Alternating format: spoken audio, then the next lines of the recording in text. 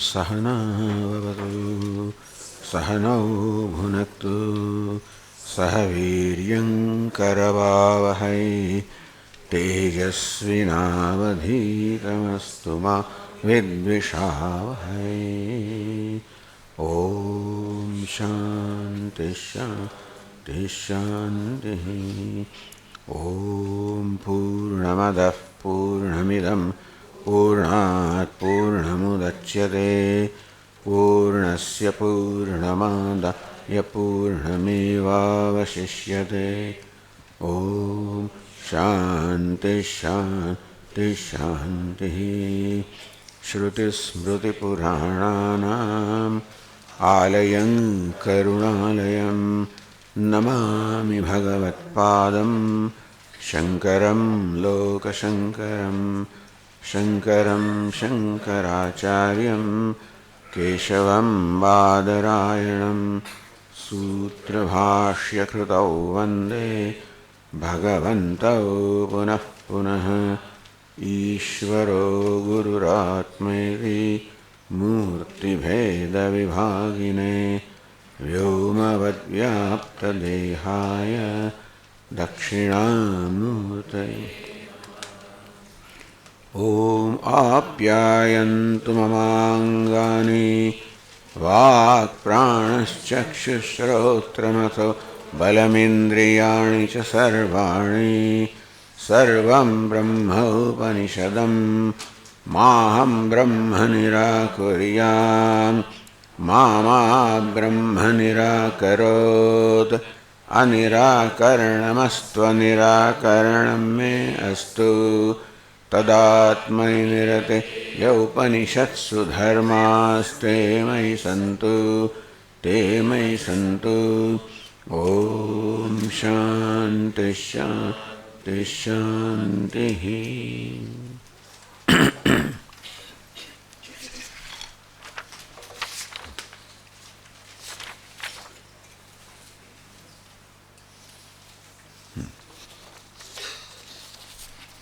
You have this handout now.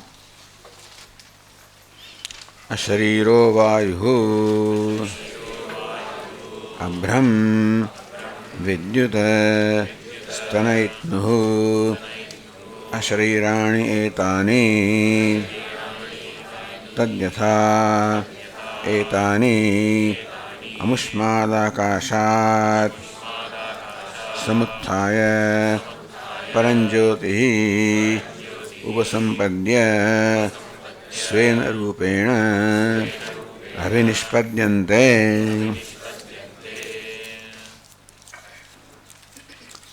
Vayu air, a sharira is bodiless. Abhram, similarly also the white cloud, bodiless means shapeless, formless.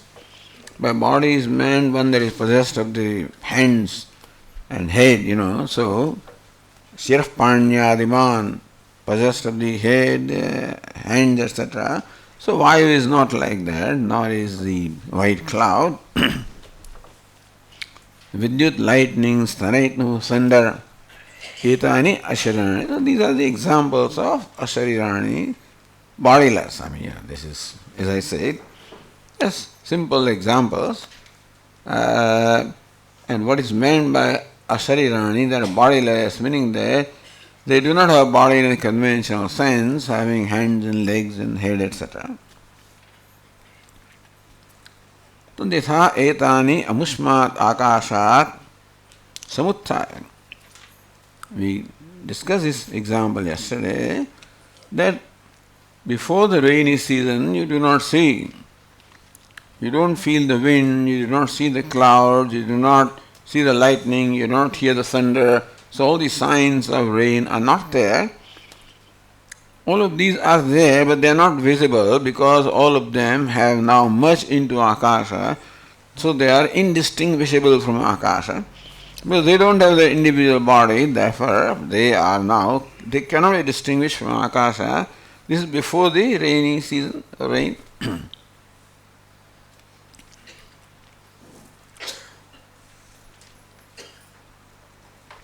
Yatha etani amushmat akashat samutthaya. how all of these samuttaya arising out of that akasha,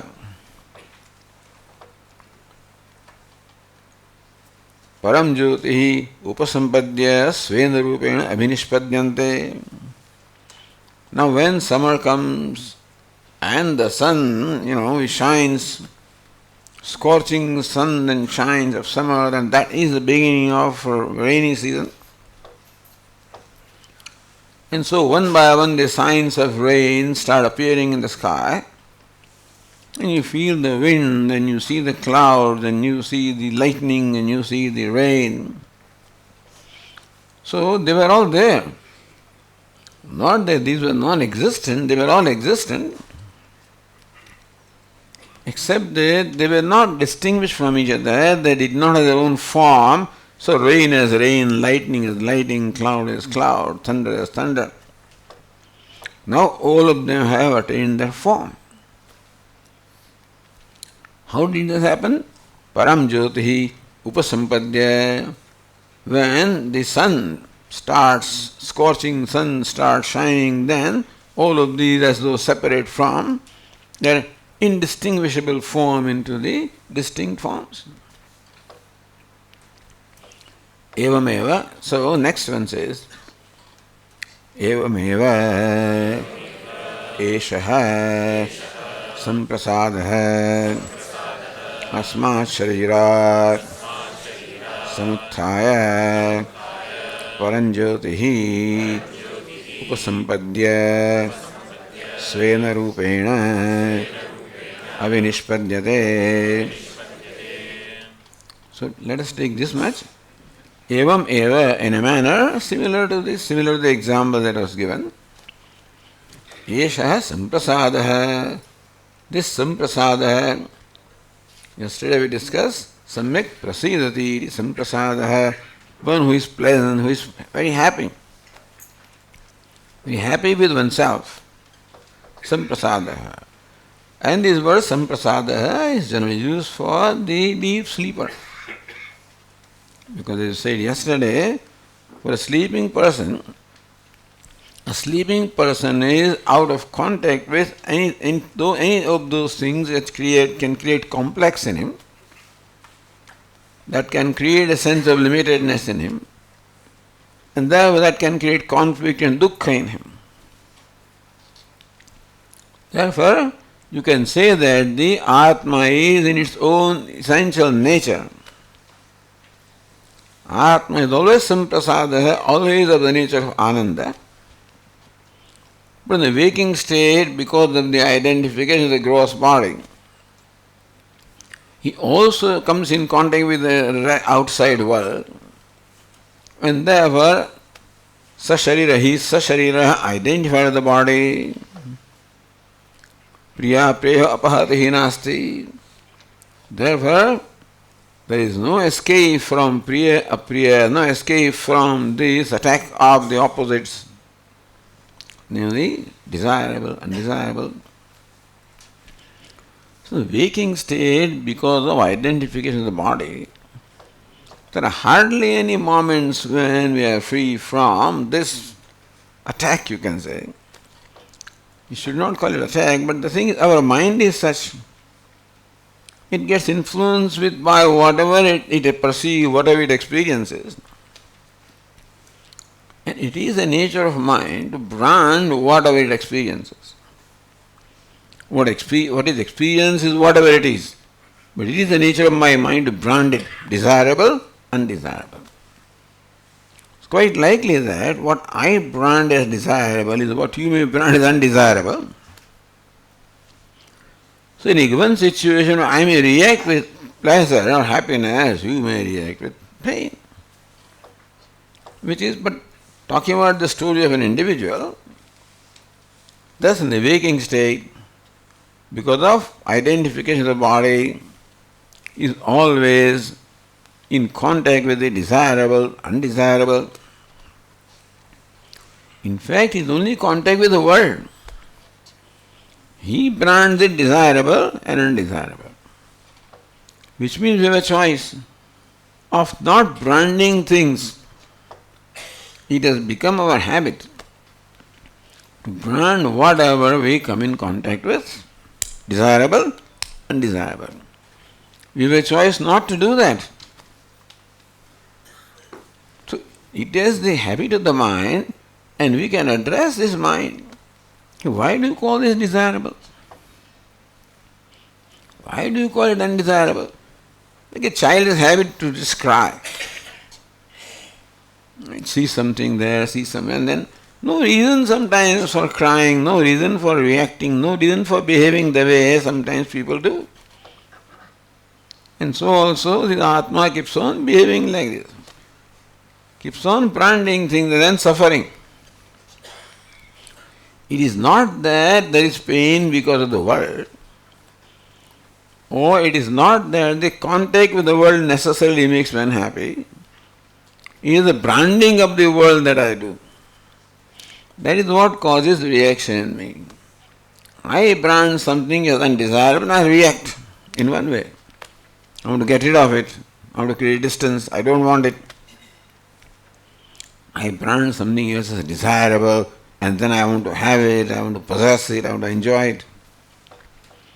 So, moment something is branded as desirable or undesirable, my own mind will react accordingly. Once that branding is, I have no freedom. I have no freedom in not reacting. Once the judgment is made that this is desirable, then the mind will react in some way, then it doesn't ask me. And moment I brand something as undesirable, my mind will react. One with raga or dvesha, attachment, aversion. So attachments and aversions of the reactions are the result of our branding. Not the world is like that. You follow? The world is what it is. The way I react in any given situation is not so the situation, but the way I perceive the situation. Meaning that I do not respond to the world as it is. I respond to the world as I perceive it at a given point in time. That is, as I judge it at a given point in time, desirable, undesirable. You have to observe this. You have to recognize the habit of the mind and how this poor mind creates misery for its own self by all the time branding and reacting, branding and reacting, branding and reacting. Suppose it does not brand. This is fine. It's good as it is.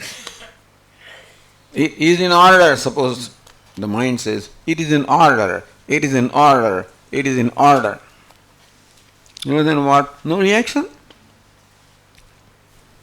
No reaction of rejection or acceptance. Then what will be? Then there is what we call the happiness, the blessed cheerfulness.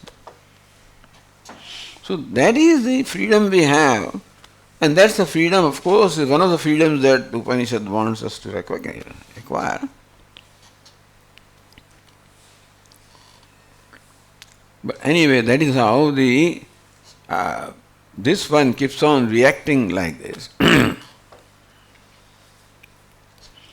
Evameva esha samprasadaha, in the waking state, reacting like this. Dream state, reacting to the objects he has created by himself. In deep sleep state, by the grace of Ishvara, there is no occasion to react.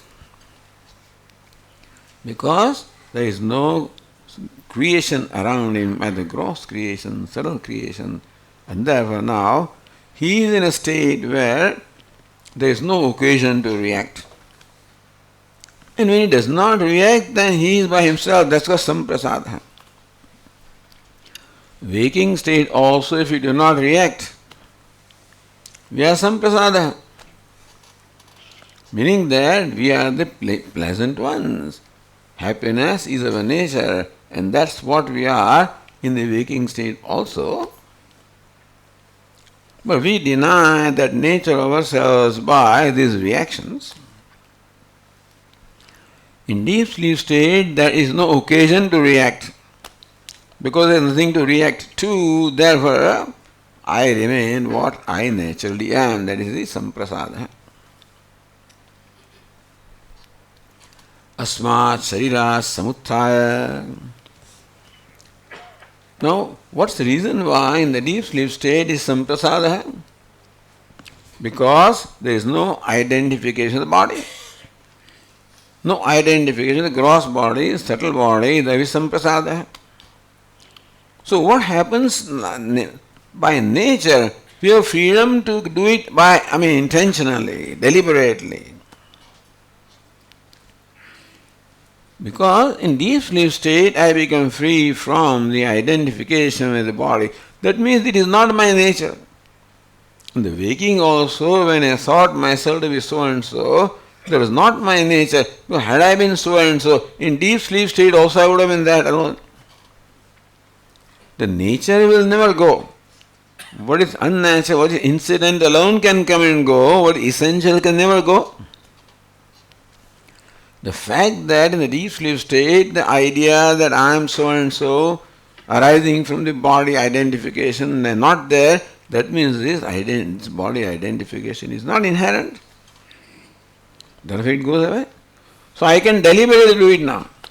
So we can learn lesson from the deep sleep state. And in deep sleep state, for no other reason we are happy. Not that there is any object of happiness there. No rasagulla in deep sleep state. Or whatever, nothing, it is not there. And still we are happy. So therefore Vedanta points to deep sleep state as an evidence that Atma is of the nature of happiness. Because in deep sleep state, all there is myself. And there is no object of experience at that time. And still I am happy. That shows that I am the source of the happiness. And therefore, Vivekachurana and other texts present deep sleep state as an evidence of Atma being of the nature of Ananda. So it's called Samprasada. So samprasada means two things. One is a deep sleeper who thus enjoys his essential nature of happiness. And there is a wise person who has recognized that Ananda as his nature. So wise person does not need a state of deep sleep to be able to enjoy that Ananda which is his nature. The otherwise ignorant person needs the experience of deep sleep state. But the wise person does not need. Because what happens in deep sleep state by nature is what you can accomplish deliberately by de-identifying with the body. Evam eva esha samprasadaha. So just as all this air and cloud and rain and thunder, etc., they arise from the akasha and then get to their own nature, so also this is Jivatma. So samprasada can mean Jivatma also, is Atma also, wise person also. Asmat sharira samuttaya, arising from this body. Arising means he rises.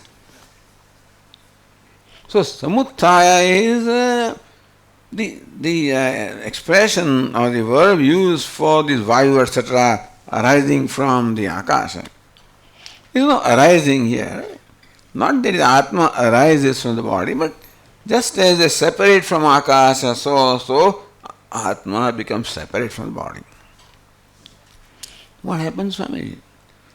Some people report what they call the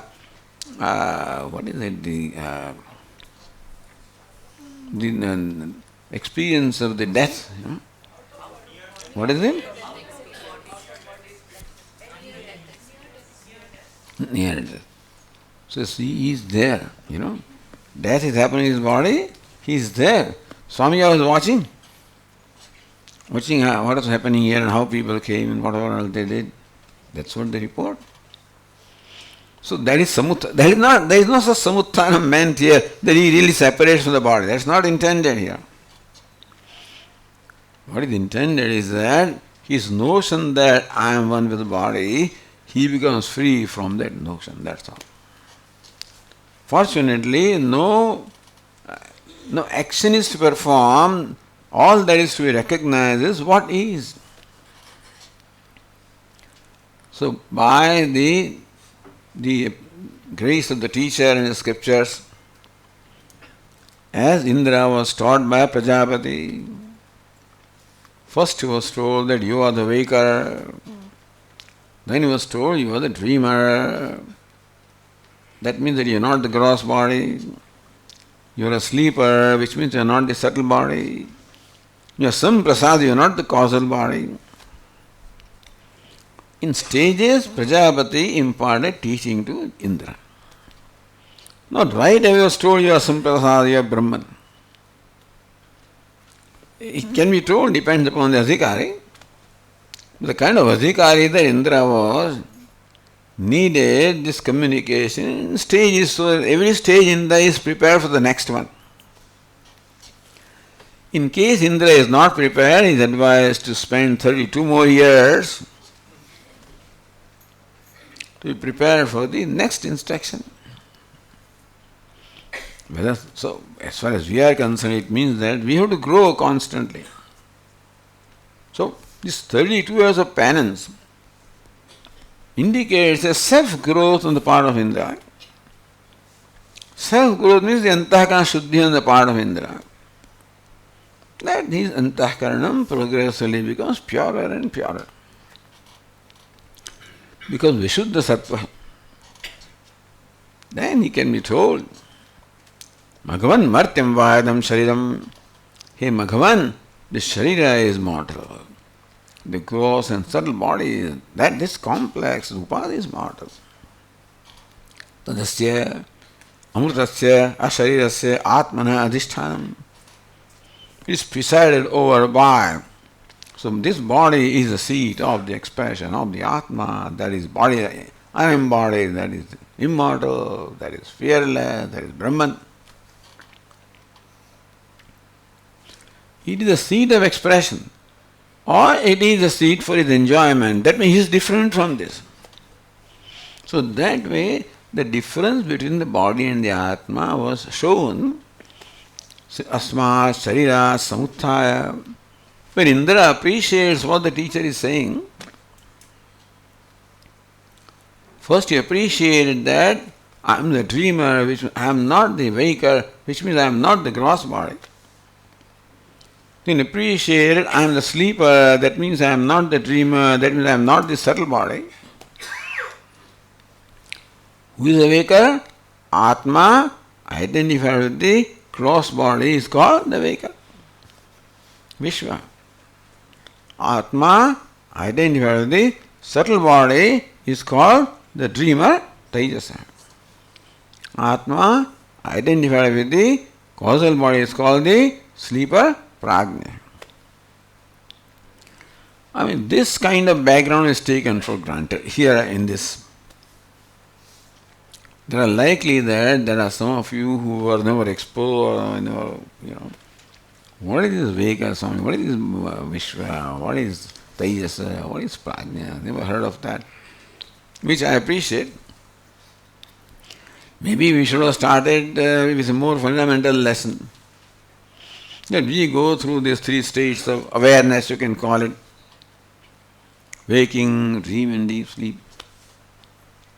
Waking state, our personality is fully expressed because I am functioning through the gross body, my mind, prana, the entire personality is functioning.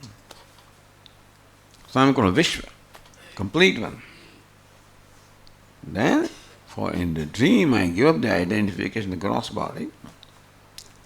That time I identify the mind. I create my own world. And then that also I drop.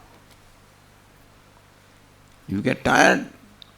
A waking state you get tired so that you create your own world. Because this person, husband, poor fellow is diabetic. So his wife makes sure that he doesn't get this. So now many guests are invited and he also, everybody is sitting around the table.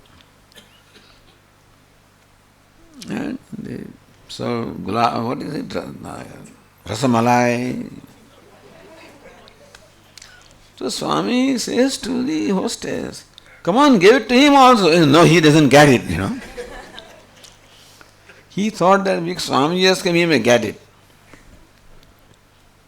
I was about to serve him myself. He said, no, he doesn't get it.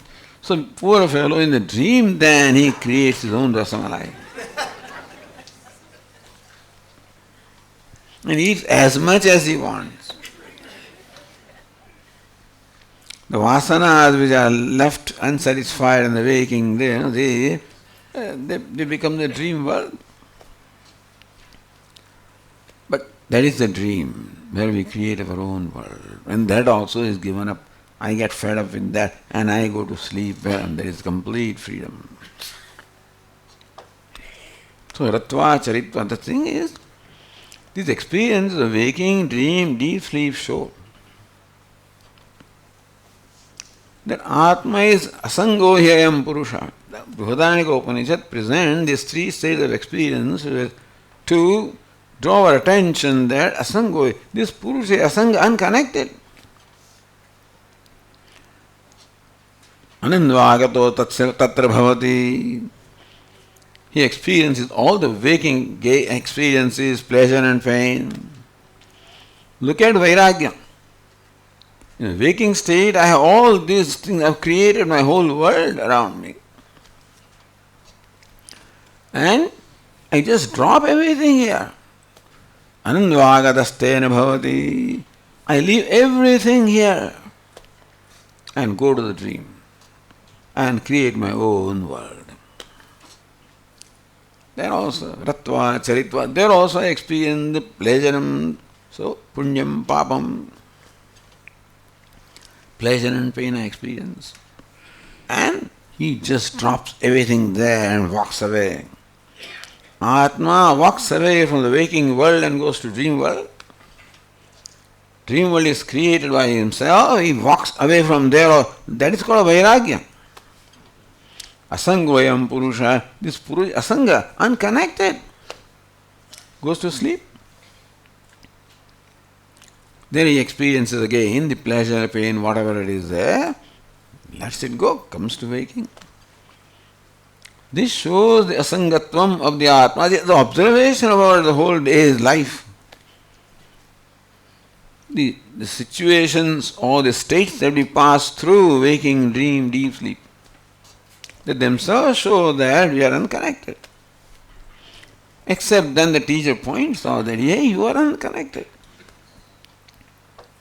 Asmat Sharirat Samuttaya, thus arising from this body, meaning that becoming free from the identification of the body. By the instruction of the teacher makes me see basically. What is meant by the Vedanta or any teaching, in Vedantic teaching in particular, ultimately I have to see that. Teacher assists me in enabling me to see. He cannot see for me, unfortunately. If the teacher can see for us, then we will be all enlightened, But we have to see it for ourselves. And teacher makes us do that. Asmat Sharirat Samuttaya. So by the instruction of Prajapati, thus this Indra also arose from this body, meaning that recognize that this gross body I am not, subtle body I am not, causal body I am not. Even by the simple observation of the three states that when I am dreaming, where is the gross body? I am unconnected with it. When I am sleeping, where is subtle body? I am unconnected with it. Meaning that I exist even if I am not identified with gross body. I thought that if the gross body goes, I will also go. The birth of this is my birth, the death of this is my death, and I want to hold on to that. But every day I give up this thing. Every day I give up this thing. When I go to sleep. In a dream I create my own another body. And then I hold on to that. That also I give up. When I go to sleep. So all of these are just... So what the teacher does is points to the day-to-day experience that we are going through. That we are, we are giving up a costume, the second costume, third costume. Asmat, Sharira, Samuthaya, arising from this body, meaning from the identification of the body. Param Jyoti Upasampadya. He attains the Param Jyoti. Here Param Jyoti is the consciousness. Upasampadya, attaining the Param Jyoti, recognizing himself as Param Jyoti, as consciousness. That is what I am even when I am identified with the body. That's what I am. The actor is a wealthy person. Even if he identifies with the beggar, he is still a wealthy person. And so also this samprasada, regardless of what I look upon myself as, svena rupena abhinishpadyate, and thus he becomes established in his own nature. What is the nature? Saha uttamah purushaha. So here we said yesterday that he is called uttamah purushaha. Uttara, uttama. Above. Uttara, more above. Uttama, most above. The waker and dreamer. Uttara, the sleeper. Uttama, the samprasada. Uttamah purusha. So, Uttamaschaso purushasya, Karmadhaya Samasa is what Bhashyakara took here. So, here the Uttamah Purusha, that is the text. What we have is Uttama Purusha. So, apparently, two kind of readings are there. This book that I have says Uttama Purusha. The handout that you have says Uttamah Purusha. Then there is nothing to say because then Uttama becomes a Visheshana. Uttama Purusha is interpreted Karmadhara Samasa, Uttamaschaso, that is Uttama as well as Purusha. Who is Purusha? Purnatvat Purusha. So one who is Purna is called Purusha. Puravasyete also is Purusha, the one that is self of all those is Purusha. One who dwells in the body of the city of the body, as a king, and the king dwells in this city but is unconnected to the city, so also the self dwells in this body unconnected. So Uttama Purushaha, Uttamah Purushaha. Then the Upanishad further says, So Tatra Pariyeti. Pari plus E, Pariyeti, Eti. E in Gatau moves about. So there, Saha, Tatra, note here, Saha, that, Tatra, there. Pariyeti moves about. See, all these pronouns are used, therefore we have to understand what a given pronoun stands for. Saha, that one. Who must be that one? Yes. Just now, Uttamah Purusha was mentioned. So, Saha means there. Tatra. So, the he and there, Tatra.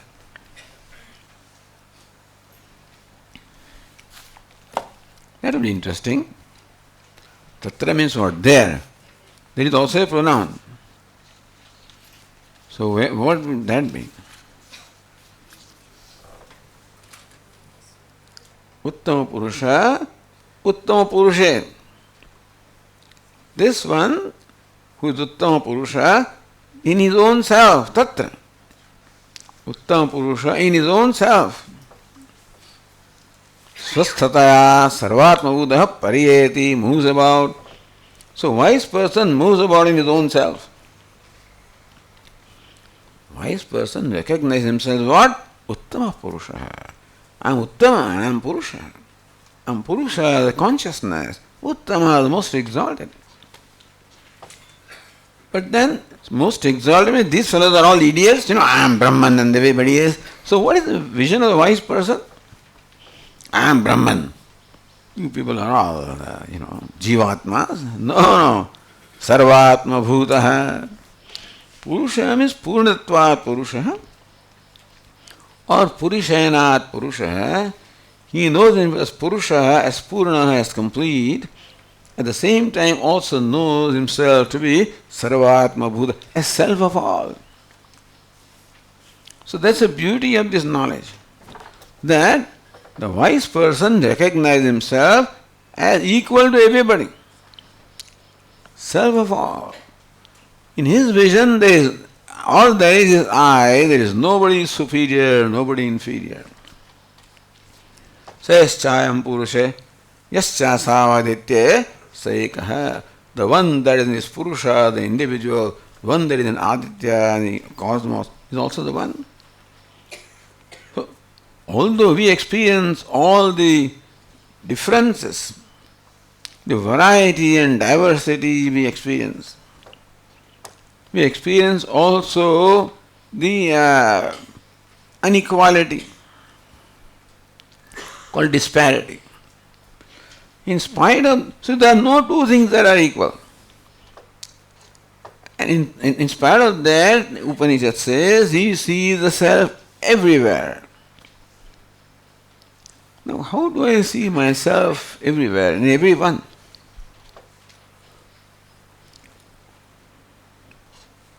That includes mosquito also, by the way. And that bee that stung last night, that is also included. Now that is very great, that requires, but then that is how large-hearted the wise person is, includes everything. Because his own basically what has changed is his own perception of himself. And therefore the perception of everything else also has changed. He does not judge himself by this upadhi, otherwise you cannot escape the idea of good, bad, great, right, wrong. He does not judge himself by this upadhi. That I am a jnani, that wise, that notion also he doesn't have. And then he is able to see himself as a self of all, regardless of what the upadhi is, what the costume is. Recognize that I am the one that is manifesting through all the costumes. And therefore, what names and forms I see are no more than costumes.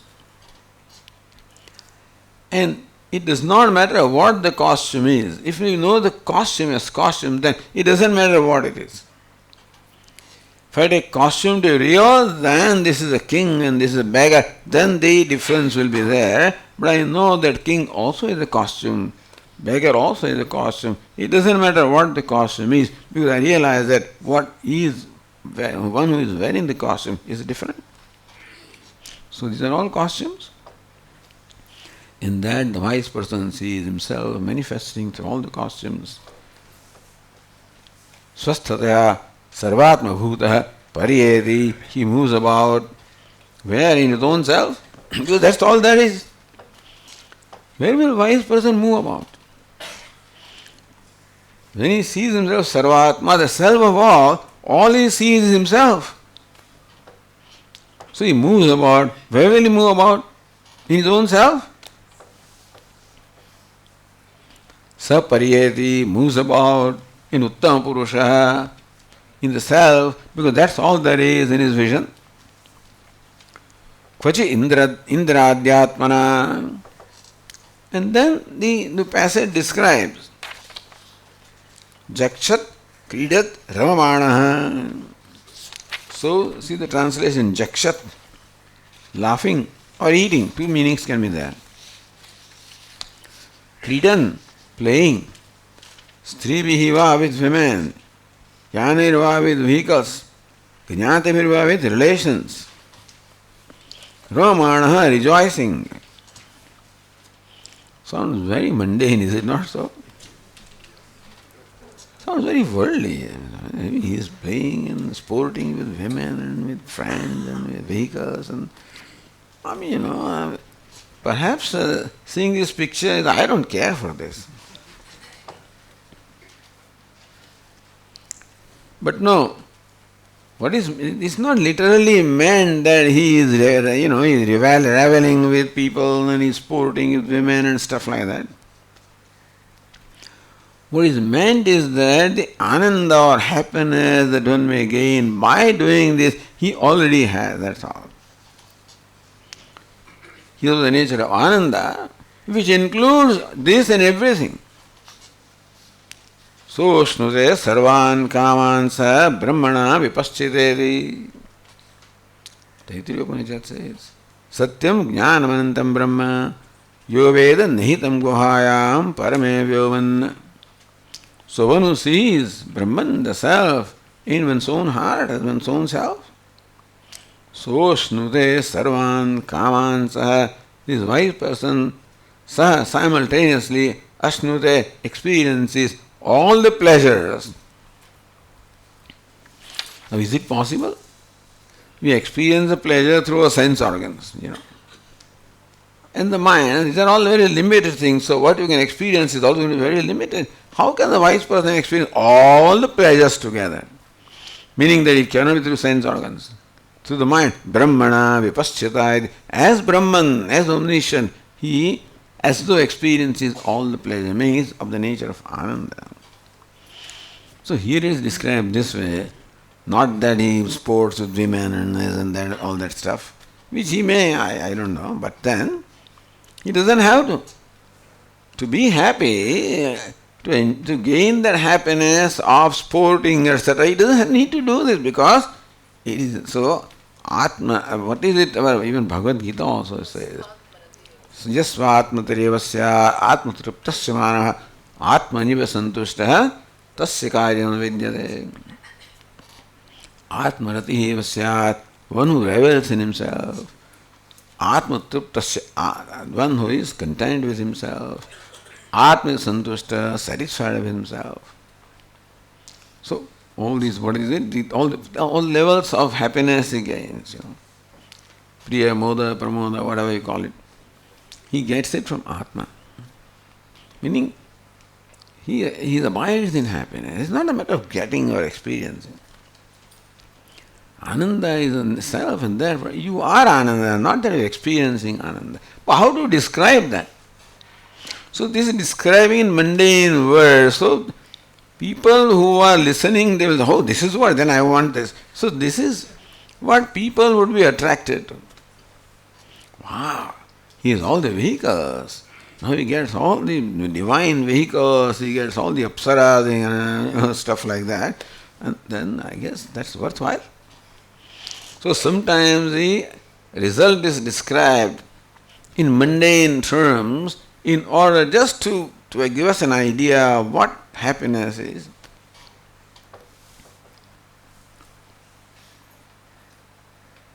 Chakshatsan bhakshan va uchchavachan ipsitan etc. etc. How? Chin manomatrahi sankalpadeva samutthitaihi. So it's not that people are there for him to necessarily sport with. Here Bhashyakara says that by will, whatever he can experience everything by will. So not to be taken in primary sense, but that he abides in Ananda. That's the whole idea here. No upajanam shariram nasmaran. He does not remember his body. So he doesn't see the body. Says does not remember the body. You can literally take it as does not remember the body. He is so detached with the body and that For him, every body is the same, and therefore that this is my body, etc., is no more there. He is totally free from identification with the body.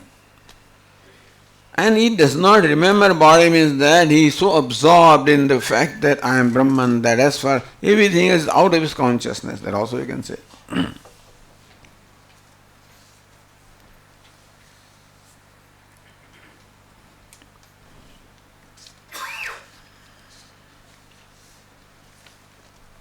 Then there is some further description also here.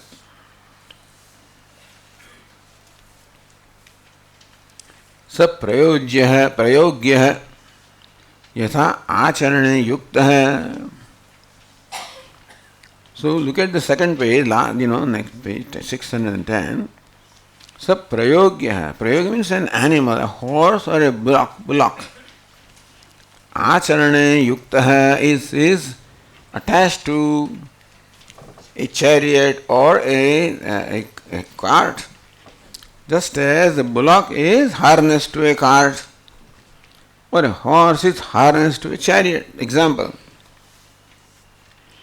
Evam eva ayam pranaha asmin share asmin yuktaha. So also this prana is harnessed to the body. So body is now compared to a chariot or a bullock. And just as the bullock is pulled, just as a cart is pulled by a bullock, or a chariot is pulled by a horse, so this is pulled by prana. What is that? Prana means the vital air. And that vital air or prana is what in fact provides a dynamism to the entire body. The whole body, sense organs, mind, all of these enjoy a dynamism. The Kriya Shakti, the activity, is because prana makes them all dynamic. So in case of wise person now, the prana performs all activities. So who performs in our case? Here also prana alone performs all activities. So what's the difference? Now in case of wise person, the prana performs all activities. Just as a horse pulls a chariot or a bullock pulls a cart, so also now the prana pulls his body, performs all activities. That's the big deal. What's the difference? Difference is that I think that I am performing activity. Right now when this talking is taking place, what do I say? I am talking. What does wise person say? Prana is talking. You follow the difference? Now you are listening. What do you say? I am listening. What do they say? Prana is listening. Listening is taking place. Somebody is listening. Somebody is talking. But because of identification, I say, I am talking. I am listening. The fact is that it is prana that is talking, the prana that is listening, the prana that is performing all the actions through the organs of perception, through the organs of action, through the mind. So prana or Hiranyagarbha is appointed to do all this. Prasnopanishad says, how Ishvara appointed this prana. So by Yasya Utkramane, who departs and I will depart, and who will enter, I will enter, Bhagavan thought, then prana. So when prana enters, he says, I will enter. When he departs, I will depart. In short, all the activities in our body, etc., are all carried out by prana. No, Swamiji, I am talking and I am listening. What do you mean prana? So we think that I am talking and I am listening. But what is my role then? Swami, prana is talking and prana is listening. What is my role?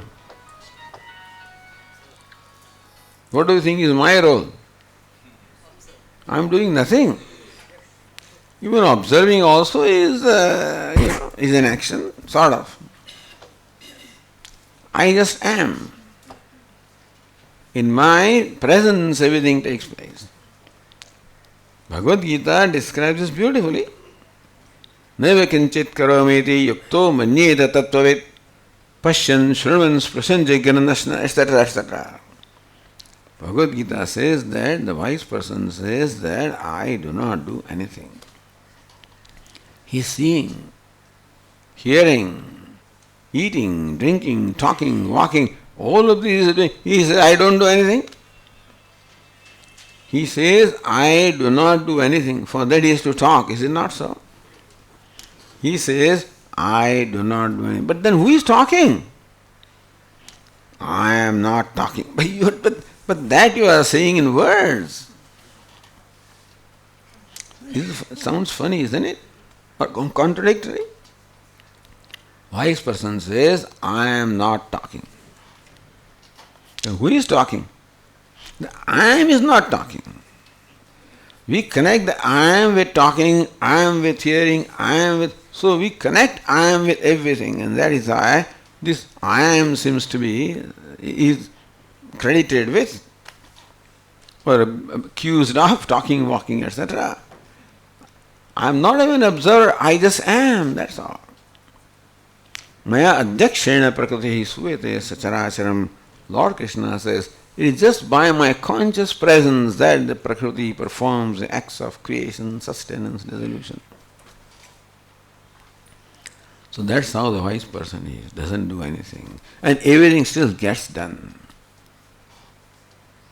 Because now, in the worldly terms, we can say that the wise person now has no agenda of his own.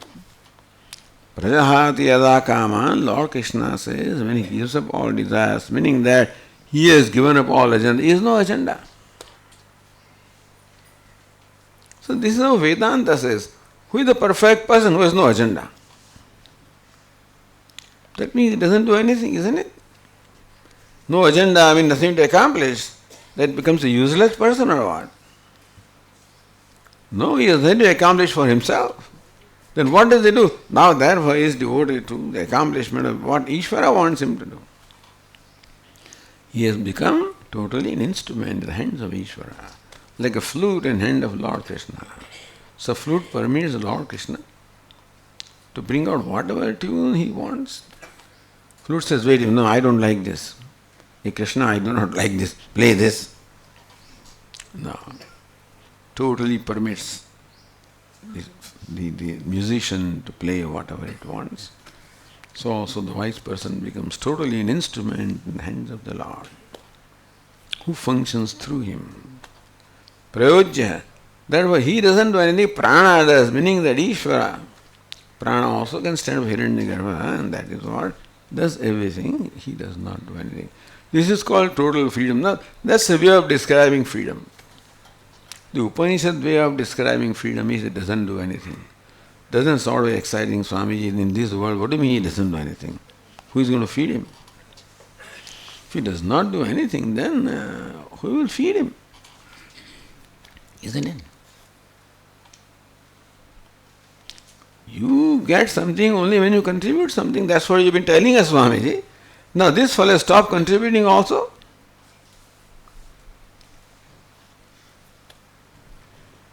Prajahati yada kaman. He doesn't expect that he should be fed also. All agenda is given up, all demands are also given up. Who takes care of this? Who wants to take care? Ishvara takes care. So this is how the scriptures describe the wise person differently in different places. But satatra pariyeti, he moves about in Brahman. He moves about in Uttama Purusha. He does not move out on this earth. He moves about where? In Brahman, in consciousness, in self. We also move out there only. But then we think that we are moving out on this earth because where are you sitting, Swami? On the chair. Because I think I am the body. He knows he is a self-consciousness, therefore he is the self of all. So this is how the text concludes with the description of the wise person of Indra, who gained the wisdom as a result of the teaching of Prajapati. And so this is the result of the reward of the knowledge. it is described in very old-fashioned terms. Everything is old-fashioned here. The illustrations are old-fashioned. The words are old-fashioned. The descriptions are old-fashioned. Old-fashioned means in those days of the Upanishads. What we call rustic, But in these words, these are how Upanishads are like that because they were uttered, I don't know, thousands of years ago. So they didn't have jet planes, they didn't have Sputniks, they don't have any, these kind of illustrations those days. Satellites, etc. Today, when a teacher perhaps teaches, illustrations will be different. Not that a horse is attached here, an engine is attached to the car, something like that he will say. Not a horse is attached to a chariot, or a bullock is attached to the cart. A Rolls-Royce engine is attached to the car. But whatever the language is, whatever illustrations are, but these illustrations are very effective to convey what they need to convey. So thus with the description of wise person, this text is complete. This is the 8th chapter of the ChandogyaUpanishad. Different, every chapter is different, every chapter is unique. 6th was different, 7th was different, 8th is different. Bhashyakara will take pains to connect the earlier one with the 6th and 6th with the 7th and 7th with the 8th, that is his job. But then each one is sort of beautiful in its own way, own independent way. And that is how we conclude our discussion of this 8th chapter of the ChandogyaUpanishad. Om Purnamadah Purnamidam Purnat Purnamudachyate Purnasya Purnamadaya Purnameva Vashishyate. Om Shanti Shanti Shanti. Shankaram Shankaracharyam Keshavam Badarayanam Sutra Bhashya Kritau Vande Bhagavanto Punah Punah Ishvaro Gururatmeti Murti Bheda Vibhagine Vyomavad Vyapta Dehaya Dakshinamurtaye Namaha. Om Shanti Shanti. Hari Om. Shri Gurubhyo Namaha. Hari Om.